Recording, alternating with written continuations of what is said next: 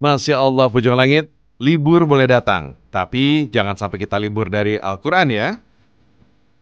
Justru inilah momen terbaik untuk lebih dekat dengan kalamullah. Baca, hayati, dan amalkan. Yuk, kita isi waktu ini dengan cinta kepada Al-Quran. Insya Allah, berkahnya mengalir tanpa henti.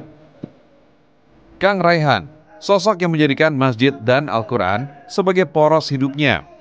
Subhanallah, dulunya beliau dan istri terhimpit hutang sampai miliaran rupiah.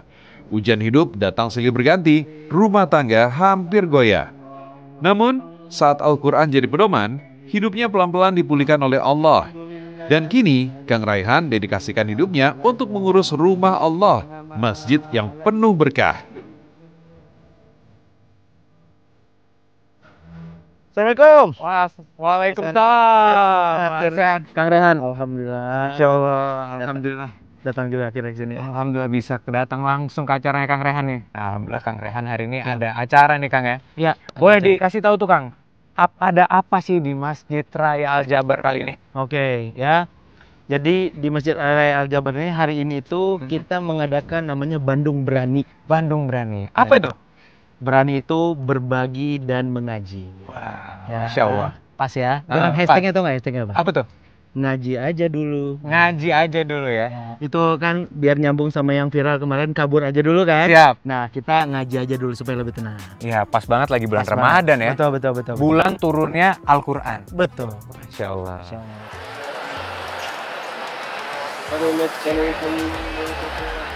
Bayangkan Pejuang Langit, 1000 santri dari 30 pondok pesantren, masing-masing melantunkan 1 juz Al-Quran. Dalam sehari, khatam. Masya Allah, indahnya suara-suara merdu para hafiz bergema mengisi langit, hati terasa damai, jiwa diliputi ketenangan. Allahu Akbar. Selain acaranya juga Masya Allah ini luar biasa, tapi dari Kang Rehan itu punya apa ya, cerita perjuangan jalur langit yang sangat luar biasa. Beliau ini dulu pernah dapat cobaan, dapat diuji sama Allah. Pasti. Yang luar biasa. Dulu katanya pernah terlilit hutang bertahun-tahun. Sampai akhirnya semenjak beliau ini aktif di masjid, aktif di kegiatan umat, Allah berikan kemudahan. Wah, kita ini bakal panjang lebar cerita soal ini.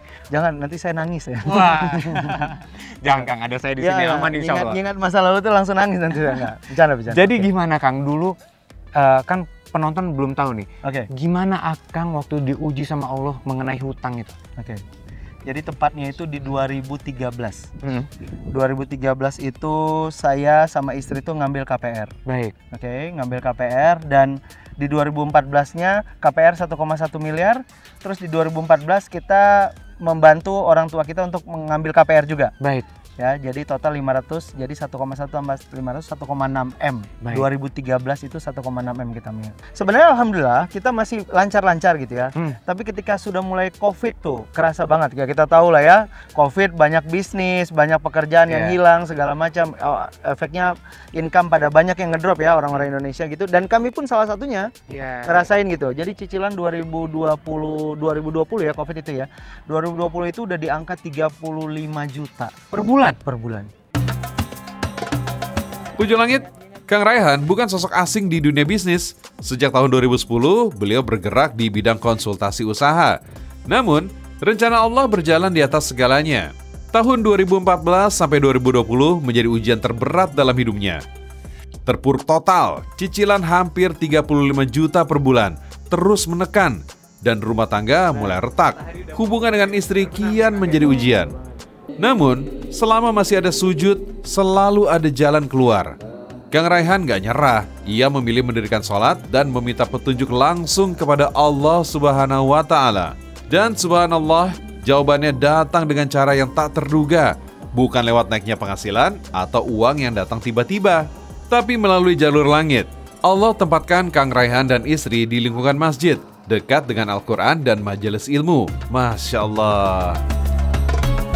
Kalau ngingat periode waktu itu ya, saya benar-benar sama istri itu sering kali kita ngobrol katanya bersyukur ya, Allah itu benar-benar sayang sama kita. Jadi kami itu seperti Allah itu udah langsung taruh di tempat yang baru gitu. Jadi tiba-tiba kami diperkenalkan sama komunitas yang isinya orang-orang soleh, komunitas yang cinta masjid, komunitas yang punya gerakan amal soleh. langsung ke sana gitu. Jadi Alhamdulillah tidak merasakan periode fase depresi atau nauzubillah min zalik ya. Orang-orang mungkin ada yang lari kemana gitu. Enggak gitu ya. Jadi kami langsung diperkenalkan sama itu dan ya ketemulah sama guru kami yaitu Ustadz Adi Pratama Larisindo itu tuh. Wah, alhamdulillah. Di situ.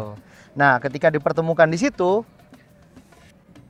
waktu itu jadi kita langsung disuruh dikasih tugas sama Ustadz kita nih, sama kiai kita nih. Dia ini berdasarkan ceritanya, Kang, atau dia udah tahu nih gimana? Ceritanya, kalau misalnya dia udah tahu, dia nggak tahu sama sekali, karena kami nggak pernah curhat sama beliau. Jadi mendengar ceramah beliau kok ngerasanya enak, nyantai, tapi masuk gitu ya. Cobalah kita ikut belajar sama beliau gitu. Nah, semakin dekat sama beliau, nasihat-nasihat beliau tuh banyak benernya, banyak yang ringan-ringan tapi masuk gitu. Nah, itu yang kami rasakan, oh kita mesti berguru sama beliau. Dan yang tadi saya bilang, kami nggak pernah curhat, tapi ujuk-ujuk langsung kita dikasih tugas. Wah, menarik nih. Menarik. Apa tugasnya? Ya, dikasih tugasnya langsung, Han, antum jalanin gerakan infak protein. Infak protein. Ya, infak protein. Jadi, saya cuma bilang, Kiai, siap Kiai. Cuman bilang gitu aja, siap Kiai. Udah mati infak protein apa gitu ya. Apa itu Kiai?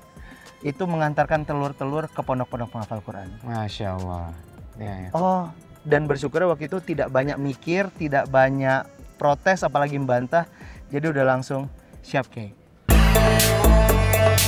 Alhamdulillah pejuang langit, mendapatkan diri di lingkungan yang dekat dengan Allah Subhanahu wa taala itu adalah pilihan terbaik saat hidup sedang penuh ujian.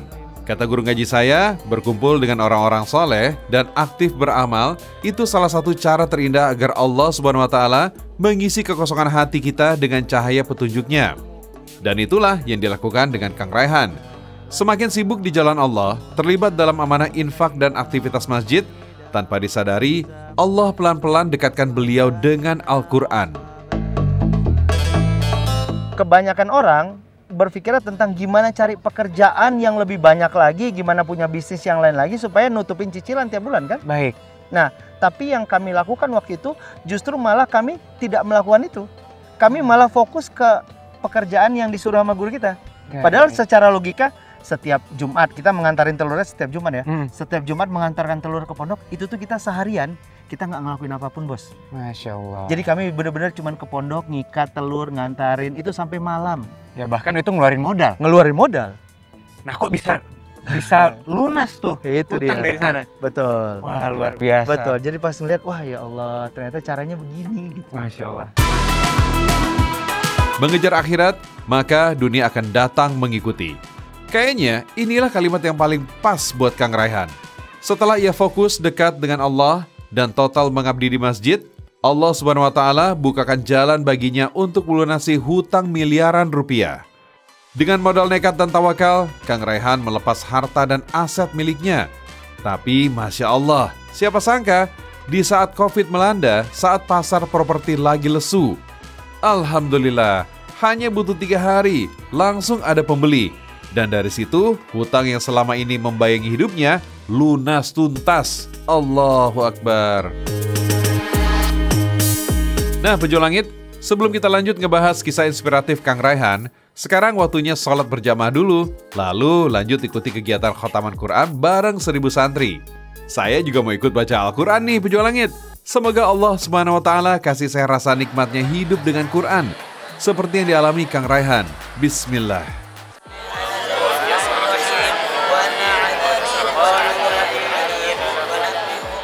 Ini kan udah mau 10 hari terakhir nih, meyakini bahwa 10 hari terakhir adalah malam Lailatul Qadar. Dengan kejadian hidupnya Kang Raihan tuh, diuji sama Allah. Gimana sih hubungan Kang Raihan tuh sama Al-Quran? Ya, itu dia tadi ya, berawal dari emang kita menghantarkan telur ke pondok-pondok penghafal Quran. Guru kita bilang bahwasannya ketika menghantarkan itu bukan cuma menghantarkan, tapi berinteraksi langsung. Baik. Sama santri, sama para ustadz. Saya pertama-tama pas dengarnya gini nih, mikir pertamanya masih kapitalis mungkin masih apa ya. Jadi berpikir ya udahlah cuman nganterin doang, habis itu pulang gitu. Baik. Tapi dipaksain aja. Dan ternyata ketika dipaksain berlama-lama sama mereka itu ternyata disitulah mulai pembelajaran yang saya rasakan ya. Pembelajaran Quran tuh masuk. Bahwasanya saya melihat ada dimensi yang beda tuh. Kita tahu semua orang tuh banyak masalah. Betul. Tapi justru di pondok itu kita ngelihat kayak nggak ada masalah. Masya Allah. Hidup tuh kayak tenang aja. Setiap ada, kalau ngobrol sama Ustadz, "Tat, antum nih kayak nggak punya masalah." Saya ada masalah, tapi semuanya udah kata Quran juga jalanin aja. Baik. Benar-benar dihidupin Quran tuh di situ. Baik. Oh, itu saya ngerasa bahwa saya dan ternyata banyak keajaiban-keajaiban. Contoh, keajaiban-keajaiban yang terjadi itu ketika memuliakan Quran, hidup tuh jadi mulia. Masalah tuh diberesin sama Allah. Wah. Ada pondok yang ternyata bangun pondoknya selama masa Covid nggak pakai duit sendiri. Ada. Iya, Nanti iya. kalau sempat saya bisa tunjukin tempatnya. Wah, boleh banget itu. Bener, itu nggak pakai duit sendiri. Orang yang datang ngebangunin pondoknya. Ada. Luar biasa. Guru ngaji saya pernah bilang, kalau hati lagi gelisah, kalau ingin hidup lebih tenang, buka dan baca Al-Quran. Karena Allah Azza wa Jalla sudah janjikan dalam firman-Nya bahwa rahmat akan turun dan ketenangan akan hadir di rumah-rumah yang dibacakan Al-Quran. Masya Allah. Rasulullah Shallallahu Alaihi Wasallam bersabda, tidaklah suatu kaum berkumpul di antara rumah-rumah Allah sambil membaca kitabullah dan saling mempelajari di antara mereka, kecuali akan turun kepada mereka ketenangan dan diberikan rahmat serta malaikat akan menaunginya dan mereka akan diingat di sisi Allah. Ustadz, utang saya gini-gini. Buka ayat ini, ayat segini. Buka Masya surat ini. Allah. Langsung hidup tuh ayatnya di situ tuh. Ya, Oh, jadi langsung ya Allah, benar-benar langsung. ternyata itu semua udah ada jawaban di dalam Al-Quran ya? Semua udah ada jawaban. Luar biasa. Kitab Al-Quran itu kitab kita itu udah paling keren. Nggak Ya, ada ya. yang ngalahin. Paling canggih. Puja Langit, kegiatan bareng para santri masih terus berjalan sampai waktu berbuka puasa nanti. Nah, sekarang saya dan Kang Raihan mau bersiap untuk bantu proses pembagian makanan berbuka. Kebetulan banget nih, urusan konsumsi langsung ditangani oleh istri beliau, Teh Winnie. Nah, untuk orang yang menjalin keluarga nih, apa sih Teh yang Teteh lakukan untuk mensupport Akang? Apakah waktu itu ada doa-doa khusus supaya kita itu walaupun dikasih ujian yang berat, kita sebagai suami istri bisa ngelewatin itu semua Teh? Kalau doa-doa sih mungkin sama aja dengan yang lain gitu ya. Cuman kita ngejalanin semuanya tuh barengan gitu. Dan itu kan yang paling susah gitu. Jadi ketika suaminya mau misalnya ngejalanin amal soleh atau apa, biasanya pasangannya nggak support. Masa sih ngejalanin kayak gitu kita bisa beres masalah gitu. Ya alhamdulillahnya waktu itu ya kita satu pemikiran, satu visi gitu. Jadi apa yang dia lakukan ya saya juga ikut ngelakuin gitu. Jadi kayak ke pondok-pondok itu kita bareng-bareng berdua. Jadi kayak beli telurnya, ngiketinnya, survei pondoknya.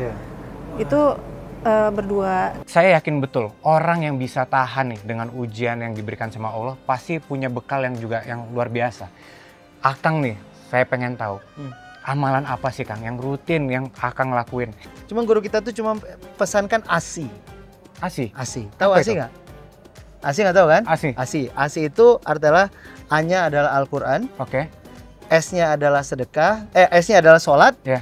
I-nya adalah infak. Itu sesuai di surat Fatir, surat 35 ayat 29. Masya Allah. Jadi Allah bilang tuh di surat Fatir itu adalah, Allah bilang, alladzina yatluna kitaballah, orang-orang yang baca Quran, baca kitab Allah, wa aqamus shalah, mendirikan sholat, wa anfaqu mimma razaqnahum, menginfakkan sebagian rezeki mereka, sirra wa alaniyatan, baik diam-diam maupun terang-terangan. Ini janji Allah nih. Yarjuna tijaratan lan taburo. Mereka akan mengharapkan perniagaan yang tidak pernah rugi. Masya Allah. Jadi kalau udah Al-Quran, sholat, infak, tiga ini dijalanin, perdagangan mereka nggak akan pernah rugi. Baik. Nah, Al-Quran, guru kami berpesan sekarang sudah mulai dinaikkan Al-Qurannya odoj, one day one juice. Baik. Jadi kita tiap hari itu dipaksa harus one day one juice. Baik. Alhamdulillah, ya dengan izin Allah, bukan bermaksud apa-apa, ini udah jadi kebiasaan kita odoj. Baik. Karena dipaksa ya, dipaksa Iya, sama iya, guru jadi terbiasa. Yang kedua, sholat.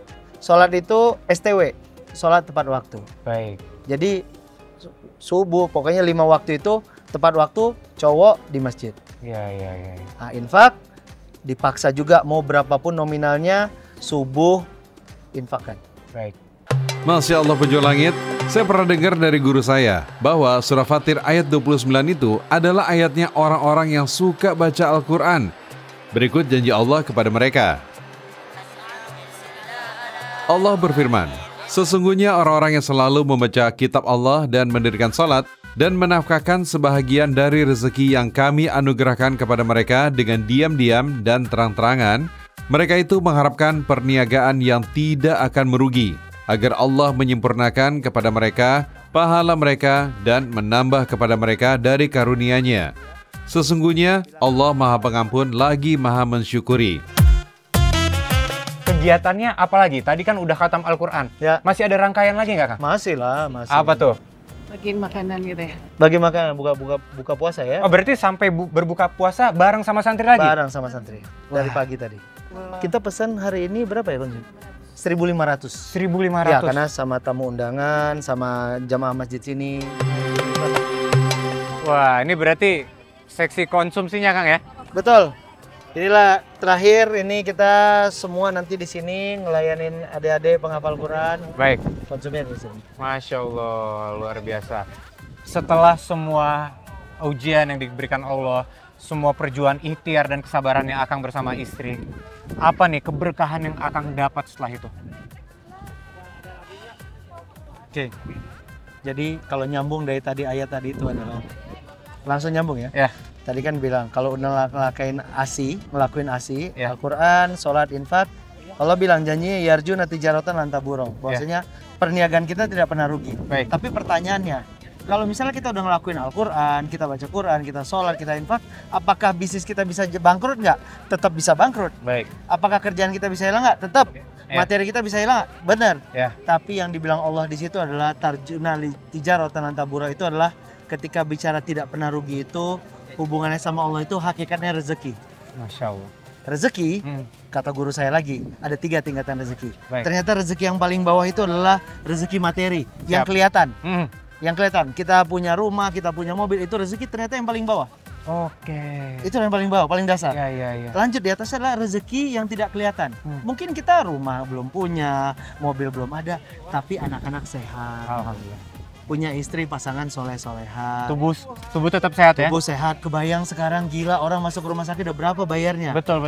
Nah itu rezeki level 2. Ya. Nah guru saya bilang ada rezeki yang level 1 yang paling tinggi. Wah, apa yaitu tuh? adalah yang di surah Al-Fajr. Ya ayat Tuhan nafsul mutmainnah. Ya. Wahai jiwa-jiwa yang tenang. Masya Allah. Jadi apapun yang terjadi dalam hidup ini, ujian apapun yang terjadi, karena kita pasti diuji, pasti Betul. kan? Nah tapi Allah kasih ketenangan hati kita. Jadi mau apapun yang terjadi dalam hidup, Bismillah aja, jalan aja. Nah ketenangan hati itu yang mahal. Penjual langit, hati yang damai, rumah tangga yang penuh berkah, membuat keluarga Kang Raihan kian mengenyam nikmatnya ibadah kepada Allah Azza wa Jalla. Dan Alhamdulillah, keberkahan itu terus mengalir.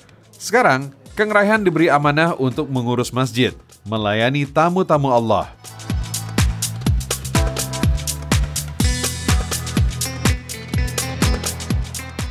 Itu tesnya nekat ya. Nekat itu ya orang-orang itu dengan zaman 82 belum ada tiang sholat.